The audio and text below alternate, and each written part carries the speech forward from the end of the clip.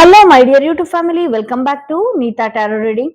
ಇವತ್ತು ನಾನು ಯಾವ ವಿಚಾರದ ಬಗ್ಗೆ ನಿಮ್ಗೆ ತಿಳಿಸೋದಕ್ಕೆ ಬಂದಿದ್ದೀನಿ ಅಂತ ಹೇಳಿದ್ರೆ, ನಿನ್ನೆಯ ವಿಡಿಯೋದಲ್ಲಿ ನಾನು ನಿಮ್ಗೆ ಹೇಳಿದ್ದೆ, ಅಕ್ಷಯ ತೃತೀಯ ದಿನದಂದು ಅಕ್ಷಯ ಬಿಂದಿಗೆನ ನೀವೇನಾದ್ರೂ ಪ್ರತಿಷ್ಠಾಪನೆ ನಿಮ್ಮ ಆಫೀಸ್ಗಳಲ್ಲಾಗಿರ್ಬಹುದು, ಹಾಗೆ ನೀವು ನಿಮ್ಮ ಮನೆಗಳಲ್ಲಾಗಿರಬಹುದು, ತುಂಬಾ ಆರ್ಥಿಕ ಸಮಸ್ಯೆಯಿಂದ ನೀವು ಬಳಲ್ತಿದ್ದೀರಿ ಅನ್ನೋದಾದ್ರೆ ಈ ಅಕ್ಷಯ ಬಿಂದಿಗೆ ಏನಿದೆಯಲ್ಲ, ಈ ಅಕ್ಷಯ ಬಿಂದಿಗೆನ ನಿಮ್ಮ ಆಫೀಸ್ ಜಾಗದಲ್ಲಿ, ನಿಮ್ಮ ಮನೆಗಳಲ್ಲಿ ನೀವು ಸ್ಥಾಪನೆ ಮಾಡಬಹುದು ಅಂತ ಹೇಳಿ.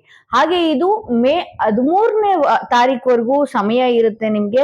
ಅಕ್ಷಯ ತೃತೀಯ ಆವತ್ತಿನ ದಿನ ಮೇ 13ನೇ ತಾರೀಕು ಕೂಡ ಅದೇ ತಿಥಿ, ಅದೇ ಯೋಗ ಇರೋದ್ರಿಂದ ನೀವೆಲ್ಲ ಯಾರೆಲ್ಲ ಅಕ್ಷಯ ಬಿಂದಿಗೆ ಬೇಕು ಅನ್ನೋರು ಮುಂಚಿತವಾಗಿ ಬುಕ್ ಮಾಡ್ಕೊಳ್ಬೇಕಾಗತ್ತೆ. ಯಾಕೆಂದ್ರೆ ಇದು ಅಕ್ಷಯ ತೃತೀಯ ದಿನ ಇದಕ್ಕೆ ಪೂಜಾ ಸಂಕಲ್ಪದಿಂದ ಹಾಗೂ ಇದಕ್ಕೆ ಜೀವ ಪ್ರತಿಷ್ಠಾಪನೆ ಕೂಡ ಮಾಡಲಾಗತ್ತೆ ಅಂತ ಹೇಳ್ಬಹುದು. ಇದು ಯಾವ್ದಕ್ಕೆ ಯೂಸ್ ಆಗತ್ತೆ ಅಂತ ಹೇಳೋದಾದ್ರೆ, ಯಾರೆಲ್ಲ ಬಿಸ್ನೆಸ್ ವಿಚಾರವಾಗಿ ತುಂಬಾನೇ ಲಾಸ್ ಅನುಭವಿಸ್ತಾ ಇರ್ತೀರಿ, ಎಲ್ಲ ಕೆಲಸಗಳು ಅರ್ಧಂಬರ್ಧ ಆಗೋದಕ್ಕೆ ಶುರು ಆಗ್ತಾ ಇರುತ್ತೆ. ಹಾಗೆ ಎಷ್ಟೆಲ್ಲ ಕೆಲಸಗಳನ್ನ ನೀವು ಮಾಡಿದ್ರು ಕೂಡ ಅದಕ್ಕೆ ತಕ್ಕಂತ ಪ್ರತಿಫಲ ಆಗಿರಬಹುದು, ಹಣ ಆಗಿರಬಹುದು, ಹಣ ಬಂದ್ರೂ ಕೂಡ ಮನೆಯಲ್ಲಿ ನಿಲ್ದೇ ಇರುವಂತದ್ದಾಗಿರಬಹುದು, ಹಾಗೆ ಮನೆಯಲ್ಲಿ ಶಾಂತಿ ಇಲ್ಲದೆ ಇರುವಂತದ್ದು, ಬರೀ ಕಿರಿಕಿರಿಗಳೇ ಹೆಚ್ಚಾಗಿ ನೀವು ನೋಡ್ತಾ ಇರ್ತಕ್ಕಂಥದ್ದು. ಹಾಗೆ ಯಾರೆಲ್ಲ ಆವತ್ತಿನ ದಿನ ಚಿನ್ನಾಭರಣ ಖರೀದಿಸೋದಕ್ಕಾಗ್ತಾ ಇರಲ್ಲ, ಚಿನ್ನಾಭರಣನ ಪ್ಲೆಡ್ಜ್ ಮಾಡ್ತಾ ಇರ್ತೀರಿ ಅಂತವ್ರು ಈ ಅಕ್ಷಯ ಬಿಂದಿಗೆನ ಬುಕ್ ಮಾಡ್ಕೊಳ್ಬಹುದು. ಚಿನ್ನಾಭರಣಕ್ಕಿಂತ ಹೆಚ್ಚಾದಂತ ಲಾಭ ಇದು ತಂದ್ಕೊಡುತ್ತೆ ಅಂತ ಹೇಳಬಹುದು. ಯಾಕೆ ಅಂತ ಹೇಳಿದ್ರೆ, ಮನೆಯಲ್ಲಿ ಯಾವ್ದಾದ್ರೂ ಒಂದು ರೂಪದಲ್ಲಿ ಇದು ಮನೆಯಲ್ಲಿ ಹಣನ ಆಕರ್ಷಣೆ ಮಾಡತ್ತೆ ಅಂತ ಹೇಳ್ಬೋದು. ಇದ್ರೊಳಗಡೆ ಏನೆಲ್ಲ ಇರುತ್ತೆ ಅಂತ ಹೇಳಿದ್ರೆ, ಲಕ್ಷ್ಮಿಯ ಸಾಮಗ್ರಿಗಳು, ಹಾಗೆ ಲಕ್ಷ್ಮಿಯ ಬೇರುಗಳು, ಯಂತ್ರಗಳು, ಹಾಗೆ ನಾವು ಇದನ್ನ ಜಪ ಮಾಡಿ, ಇದಕ್ಕೆ ಕುಬೇರ ಜಪ ಮತ್ತು ಕುಬೇರ ಲಕ್ಷ್ಮಿ ಜಪ ಮಾಡಿ ಇದನ್ನ ಅನುಷ್ಠಾನ ಮಾಡಿ, ಇದು ಒಳ್ಳೆಯ ಅರ್ಚಕರ ಕೈಯಿಂದನೇ ಪೂಜೆ ಕೈಂಕರ್ಯಗಳನ್ನೆಲ್ಲ ನಡೆಸಿ ಇದಕ್ಕೆ ಜೀವ ತುಂಬುವಂತಹ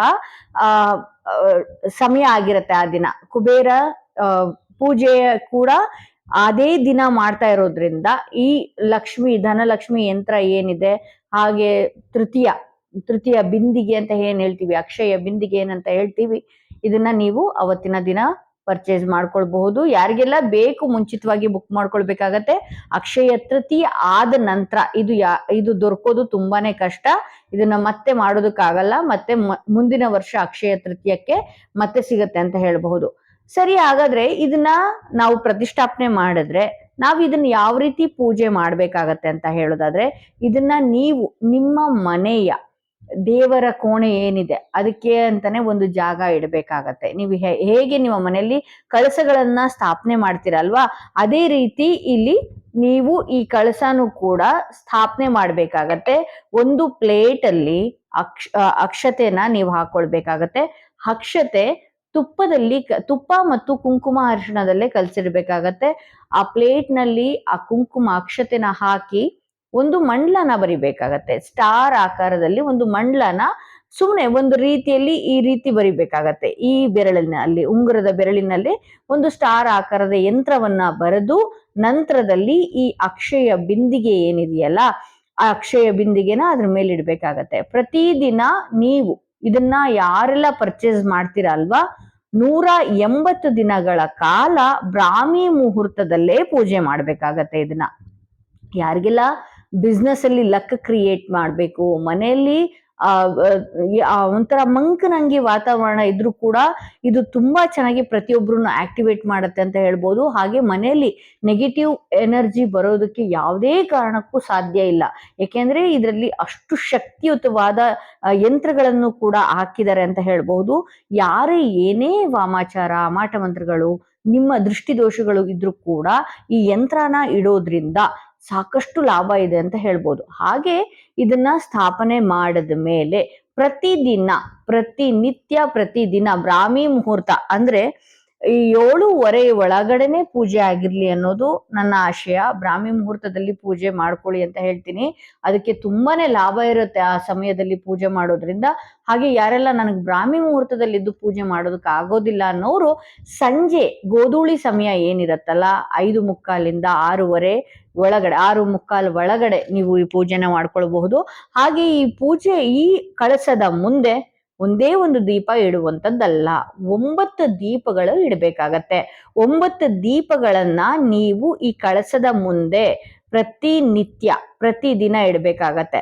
ಯಾರೆಲ್ಲ ಹೆಣ್ಮಕ್ಳು ಪೀರಿಯಡ್ಸ್ ಇರ್ತೀರಿ ಅಂತವ್ರು ಆ 5 ದಿನಗಳ ಕಾಲ ಅಥವಾ 7 ದಿನಗಳ ಕಾಲ ಸ್ಕಿಪ್ ಮಾಡ್ಕೊಳ್ಬಹುದು. ಅಲ್ಲಿಂದ ಮತ್ತೆ ನೀವು ಎಣಿಕೆ ಮಾಡ್ಕೊಳ್ಬಹುದು. ಸಪೋಸ್ 12 ದಿನ ಮಾಡಿರ್ತೀರಿ, 13ನೇ ದಿನಕ್ಕೆ ನೀವು ಪೀರಿಯಡ್ಸ್ ಆಗಿರ್ತೀರಿ.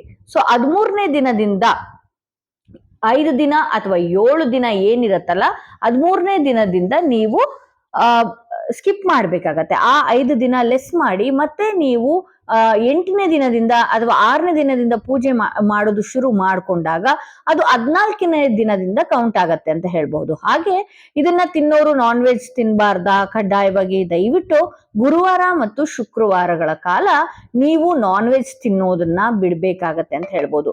ಗುರುವಾರ ಕುಬೇರನ ವಾರ ಆದ್ರೆ ಶುಕ್ರವಾರ ಲಕ್ಷ್ಮಿಯ ವಾರ ಆಗಿರತ್ತೆ. ಸೊ ಹಾಗಾಗಿ ನೀವು ಈ ದಿನ ಶುಕ್ರವಾರ ಮತ್ತು ಗುರುವಾರಗಳ ಕಾಲ ಏನಿದೆಯಲ್ಲ, ನೀವು ನಾನ್ ವೆಜ್ ತಿನ್ನೋದು ಬಿಡ್ಬೇಕಾಗತ್ತೆ. ಸಪೋಸ್ ನಾವು ನಾನ್ ವೆಜ್ ತಿಂದು ಬಿಟ್ವಿ ಅಂತ ಹೇಳಿದ್ರೆ ಆ ದಿನದಲ್ಲಿ ಈ ಕುಬೇರ ಯಂತ್ರಕ್ಕೆ, ಈ ಅಕ್ಷಯ ಬಿಂದಿಗೆಗೆ ನೀವು ಪೂಜೆ ಮಾಡುವಂಥದ್ದು ಮುಟ್ಟುವಂಥದ್ದು ಬೇಡ. ಆ ದಿನ ಕಳೆದು ಮರುದಿನ ಏನಿದೆ ನೀವು ತಲೆ ಸ್ನಾನ ಮಾಡಿದ ನಂತರ ಇದನ್ನ ಮತ್ತೆ ಪೂಜೆ ಮಾಡ್ಬೇಕಾಗತ್ತೆ ಅಂತ ಹೇಳಬಹುದು. ಹಾಗೆ ಪ್ರತಿದಿನನೂ ಇದೇ ರೀತಿನೇ ನಾನು ಹೂ ಮುಡಿಸ್ಬೇಕಾ ಹಾಗೆ ಹೀಗೆ ಅಂತ ಕೇಳಿದ್ರೆ ದಯವಿಟ್ಟು ಪ್ರತಿದಿನನೂ ಇಷ್ಟೇ ಹೂವು ಅಷ್ಟೇ ಹೂವು ಅಂತ ಇದು ಕೇಳೋದಿಲ್ಲ. ಪ್ರತಿದಿನ ಒಂದು ಹೂವನ್ನ ಬದಲಾಯಿಸಿ ಅಂತ ಹೇಳ್ಬೋದು. ಆದರೆ ಇದರ ಮುಂದೆ 9 ದೀಪಗಳನ್ನ ಹಚ್ಚೋದು ಮಾತ್ರ ಬಿಡಬಾರದು. ಸೊ ಹಾಗಾಗಿ ಯಾರೆಲ್ಲ ಮನೆಯಲ್ಲಿ ಏನಾದ್ರೂ ಸೂತ್ಕ ಅಂತ ಬಂತು, ಹಾಗೆ ಪೀರಿಯಡ್ಸ್ ಆದಾಗ ಆಗಿರ್ಬಹುದು, ಅಥವಾ ನಾನ್ ವೆಜ್ ತಿಂದಾಗ ಆಗಿರ್ಬಹುದು, ಅಥವಾ ನಾವು ಊರುಗಳಲ್ಲಿ ಹೋಗಿರ್ತೀವಿ ಆ ದಿನಗಳ ಪೂಜೆ ಮಾಡ್ಕೊಳಕ್ ಆಗ್ಲಿಲ್ಲ ಅಂತ ಹೇಳಿದ್ರು ಕೂಡ ಆ ದಿನನ ಸ್ಕಿಪ್ ಮಾಡ್ಬೇಕಾಗತ್ತೆ. ಸುಮಾರು 6 ತಿಂಗಳ ಕಾಲ ಇದು ಏನಾದ್ರೂ ನೀವು ಪೂಜೆ ಮಾಡ್ಕೊಂಡು ಬಂದ್ರಿ ಅಂತ ಹೇಳಿದ್ರೆ ಇದು ಇಟ್ಟ 3 ರಿಂದ 4 ದಿನದ ಒಳಗಡೆನೆ ಇದ್ರ ಚಮತ್ಕಾರಿ ನಿಮ್ಗೆ ತೋರಿಸ್ತಾ ಹೋಗುತ್ತೆ. ಯಾವ ರೀತಿ ಶಕ್ತಿ ಇದೆ ಅನ್ನೋದು ಕೂಡ ನೀವು ಇದರ ರಿಸಲ್ಟ್ ನೋಡ್ತಾ ಹೋಗ್ತೀರಿ. ಹಾಗೆ ಇದು ನನಗೆ ಹೇಗೆ ಸಿಕ್ತು, ನನಗೆ ಹೇಗೆ ಇದರ ಅರಿವಿದೆ ಅಂತ ಹೇಳೋದಾದ್ರೆ, ಪ್ರಸ್ತುತ ಒಬ್ಬ ದೊಡ್ಡ ಒಬ್ಬ ಗುರುಜಿ ನನ್ಗೆ ಇದನ್ನ ಕೊಟ್ಟಿದ್ದು ಅಂತ ಹೇಳಬಹುದು. ಇದನ್ನ ಕೊಟ್ಟ ನಂತರ ನನ್ನ ಲೈಫಲ್ಲಿ ಸಾಕಷ್ಟು ಮಿರಾಕಲ್ಸ್ ಗಳು ನಡೀತಾನೆ ಇದೆ.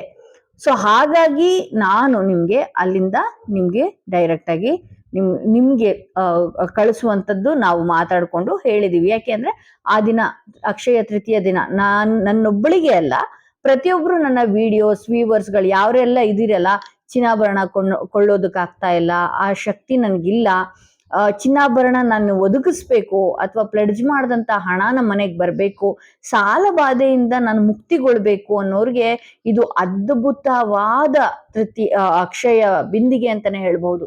ಹೆಸರಲ್ಲೇ ಇದಕ್ಕೆ ಅಕ್ಷಯ ಬಿಂದಿಗೆ ಅಂತ ಹೇಳ್ತೀವಿ. ಅಕ್ಷಯ ಬಿಂದಿಗೆ ಅಂತ ಹೇಳಿದ್ರೆ ಇನ್ನಷ್ಟು ಸಾಕಷ್ಟು ಲಾಭಗಳು ಒದಗಿ ಬರುವಂಥದ್ದು, ಐಶ್ವರ್ಯ ಪ್ರಾಪ್ತಿ ಆಗುವಂಥದ್ದು, ಹಾಗೆ ವೆಲ್ತ್ ಪ್ರಾಪ್ತಿ ಆಗುವಂಥದ್ದು. ಯಾರೆಲ್ಲ ಬಿಸ್ನೆಸ್ ಮಾಡೋ ಜಾಗದಲ್ಲಿ ನನ್ಗೆ ವ್ಯವಹಾರನೇ ಆಗ್ತಾ ಇಲ್ಲ ಅನ್ನೋರು, ಅದು ಪಾರ್ಲರ್ಸ್ ಆಗಿರಬಹುದು, ಬಟ್ಟೆ ಅಂಗಡಿಗಳಾಗಿರಬಹುದು, ಯಾವುದೇ ಅಂಗಡಿ ಆಗಿರಬಹುದು, ಅಲ್ಲಿ ಇದರ ಸ್ಥಾಪನೆ ಮಾಡಿದ್ರೆ ಇದ್ರ ಶಕ್ತಿನ ನೀವೇ ನೋಡ್ತಾ ಬರ್ತೀರಿ. ಬಟ್ ಆದ್ರೆ ಇದ್ರ ಮುಂದೆ 9 ದೀಪಗಳನ್ನ ಕಡ್ಡಾಯವಾಗಿ ಹಚ್ಚಲೇಬೇಕು.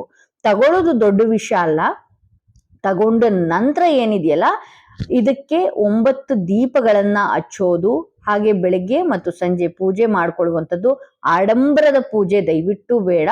ಇದಕ್ಕೆ ಧೂಪ ದೀಪ ತೋರಿಸಿದ್ರೆ ಸಾಕು. ಇದು ಸುಮ್ಮನೆ ಇಟ್ರು ಕೂಡ ಇದ್ರ ಕೆಲಸ ಇದು ಮಾಡ್ಕೊಂಡು ಹೋಗುತ್ತೆ ಅಂತ ಆಗತ್ತೆ. ಹಾಗೆ ಜನದ ಆಕರ್ಷಣೆ ಕೂಡ ಅತಿ ಹೆಚ್ಚಾಗಿ ಆಗುತ್ತೆ ಅಂತ ಹೇಳ್ಬಹುದು. ಹೆಸರಿಗೆ ತಕ್ಕಂತೆ ಅಕ್ಷಯ ಬಿಂದಿಗೆನೆ ಹಾಗೆ ಕುಬೇರ ಲಕ್ಷ್ಮಿಯ ಯಂತ್ರ ಕೂಡ ಇದ್ರ ಒಳಗಡೆ ಸ್ಥಾಪನೆ ಆಗಿರುತ್ತೆ. ಇದನ್ನ ಯಾರೆಲ್ಲ ಪರ್ಚೇಸ್ ಮಾಡ್ಬೇಕು ಅನ್ಕೊಂಡಿದ್ರಿ, ಯಾರೆಲ್ಲ ತಗೊಳ್ಬೇಕು ಅನ್ಕೊಂಡಿದ್ರಿ, ದಯವಿಟ್ಟು ಅಕ್ಷಯ ತೃತೀಯ ಒಳಗಡೆನೆ ನೀವು ಬುಕ್ ಮಾಡ್ಕೊಳ್ಬೇಕಾಗತ್ತೆ. ಸಾಕಷ್ಟು ಕಡಿಮೆನೇ ಇದೆ. ಹಾಗೆ ಅಕ್ಷಯ ತೃತೀಯ ನಂತರದಲ್ಲಿ ಈ ವಿಡಿಯೋ ಸಿಕ್ಕಿ ನೀವೇನಾದ್ರೂ ಪರ್ಚೇಸ್ ಮಾಡೋಕೆ ಅಂತ ಬಂದ್ರೆ ಖಂಡಿತವಾಗ್ಲೂ ನಮ್ಮ ಹತ್ರ ಸಿಗೋದಿಲ್ಲ. ಅಕ್ಷಯ ತೃತೀಯ ಒಳಗಡೆ ಮಾತ್ರ ಇದನ್ನ ಬುಕ್ ಮಾಡ್ಕೊಳ್ಳಿ ಅಂತ ಹೇಳ್ತಾ ಈ ವಿಡಿಯೋನ ಇಲ್ಲಿಗೆ ಮುಗಿಸ್ತಾ ಇದ್ದೀನಿ. ಯಾರಿಗೆಲ್ಲ ಈ ವಿಡಿಯೋ ಇಷ್ಟ ಆಗಿದೆ ಅಥವಾ ಯಾರಿಗೆಲ್ಲ ಈ ವಿಡಿಯೋ ಯೂಸ್ ಆಗುತ್ತೆ ಅನ್ನೋದಾದ್ರೆ ದಯವಿಟ್ಟು ಅಂತವ್ರಿಗೆ ಶೇರ್ ಮಾಡಿ ಅಂತ ಹೇಳ್ತಾ ಈ ವಿಡಿಯೋನ ಇಲ್ಲಿಗೆ ಮುಗಿಸ್ತಾ ಇದ್ದೀನಿ. ಯಾರೆಲ್ಲ ಈ ವಿಡಿಯೋ ನೋಡ್ತಾ ಇದ್ರಿ, ಫಸ್ಟ್ ಟೈಮ್ ನೋಡ್ತಾ ಇದ್ದೀರಿ, ದಯವಿಟ್ಟು ಸಬ್ಸ್ಕ್ರೈಬ್ ಮಾಡೋದನ್ನ ಮರಿಬೇಡಿ. ಯಾರಿಗೆಲ್ಲ ಇಂಡಿವಿಜುವಲ್ ಆಗಿ ಪರ್ಸನಲ್ ಟ್ಯಾರೋ ರೀಡಿಂಗ್ ಸೆಷನ್ ಹಾಗೂ ನ್ಯೂಮರಾಲಜಿ ಬೇಕು ಅನ್ನೋದಾದ್ರೆ ಡಿಸ್ಕ್ರಿಪ್ಷನ್ ನಲ್ಲಿ ಕೊಟ್ಟಿರುವಂತಹ ನಂಬರ್ಗೆ ಕಾಲ್ ಮಾಡಿ ಮುಂಚಿತವಾಗಿ ಅಪಾಯಿಂಟ್ಮೆಂಟ್ ತಗೊಳ್ಳಿ ಅಂತ ಹೇಳ್ತಾ ಈ ವಿಡಿಯೋನ ಇಲ್ಲಿಗೆ ಮುಗಿಸ್ತಾ ಇದ್ದೀನಿ.